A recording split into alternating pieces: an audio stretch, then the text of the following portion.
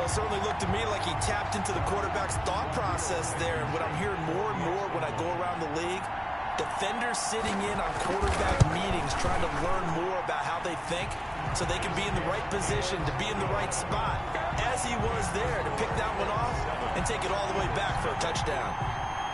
So they throw the pick six. They'll get another shot at it now as this one's in the air.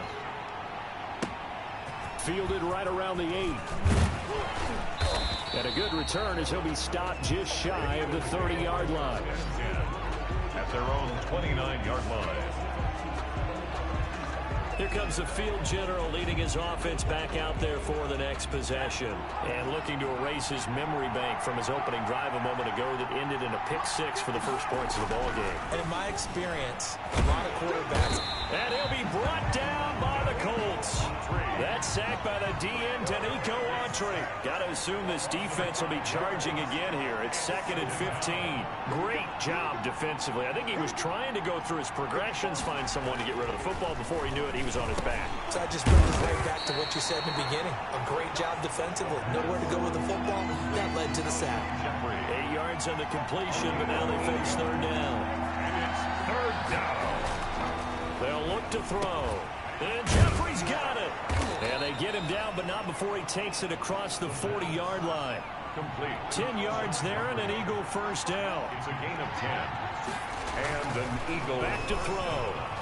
Escaping the pressure. And he's going to have to eat this one as down he goes. Give the sack to Kamoko Toure. Coming up now on a 2nd and 15 following that sack. Okay, was it a breakdown in protection? Did the running back...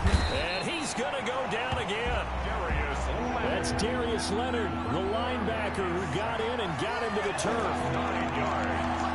It's 3rd down. Now on 3rd and long, they'll look to throw. Gets this one to Joshua Perkins. And he'll get up near the 45. They'll spot it at the 44. He'll get 17 back there, but it'll still lead to a 4th down. I don't know how many times, not just in my playing career, but... And look at this, another fake. Oh, but this is going to backfire as it's intercepted.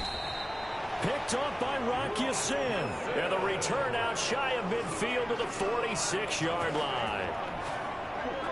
The Colts come to the line ready to start their next drive. And they've got to be a little bit frustrated about that last drive. Missed field goal. Always hurts a team because, you know, you've put something... Got a man, it's caught inside the 10. Touchdown, Indianapolis. Zach Pascal, 54 yards. And the Colts strike quickly here for 6 points. Early on, they have all facets of the game working in tandem. Yeah, you give the defensive touchdown early to give you the first score, and then your offense piggybacks on top of that and gets their own. And any coach we've ever talked to, we've had that conversation with them prior to the game. They always say, you know, if we can score on defense or special teams, that gives us like a 95% chance of winning the game. I don't know if that number's correct, but it certainly does tend to play out that way, doesn't it? It does. It's time for our players' spotlight right now as we get a look at Carson. The Eagles offense set to begin their next drive. And they've sort of lost their way, partner. How do they recalibrate and get this proverbial train back on track? Well, this is where leadership really comes into play. How's the head coach handling it? The offensive coordinator?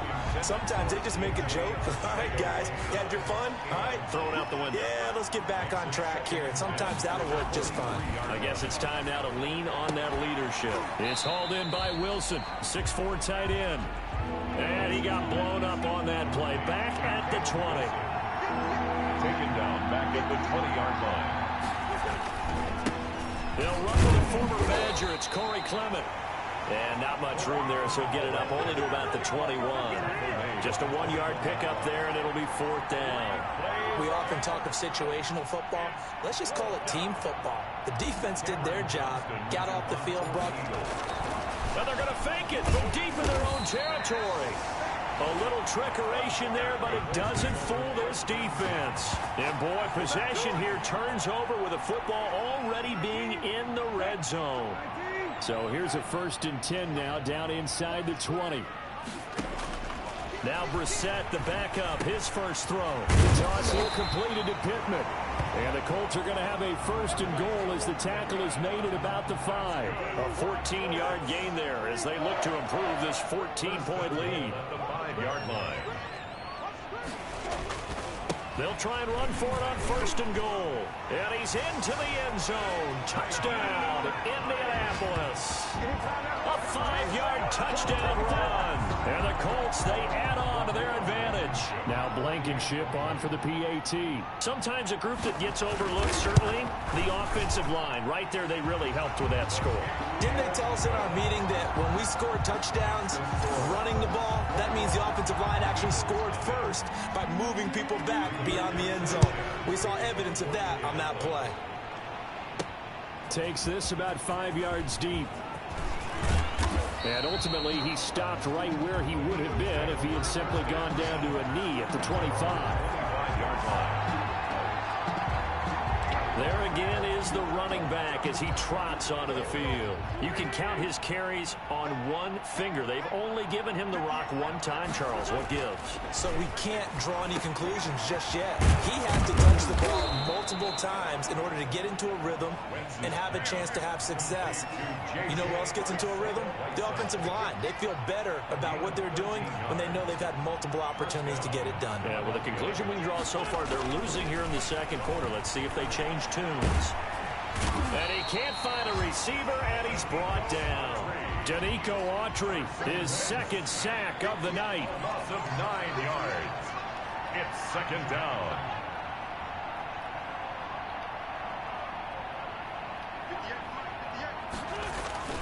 Now a play fake. Wentz throwing over the middle, but it's incomplete. A lot of times it's that first read that you have. Maybe you get it in pre-snap, and he locked in on his target, but he was covered quite well, and that one's incomplete. The Eagles on third down. They've only converted once in 4 tries. This will be 3rd and 19. And that is incomplete. The passing game not in sync here early, and now it's 4th down. I know this offense was expecting to do big things, but it certainly hasn't turned out that way, at least not through the first 3 drives. They're definitely going to put their heads together and start concocting some offense that'll move the ball downfield. And this ball is going to be touched down just shy of midfield. First and 10 at the Eagles' 49-yard line. But look at the running back, the man out of the backfield as he gears up to go again. He only has a single solo carry, 1. Numero uno, second quarter. They need to get in the ball more, don't they? I'm not the greatest statistician in the world. Taking it right down Broadway. Touchdown. Scripts. Exit game. Depth chart. Exit game. Entering. Yes, exit to menu.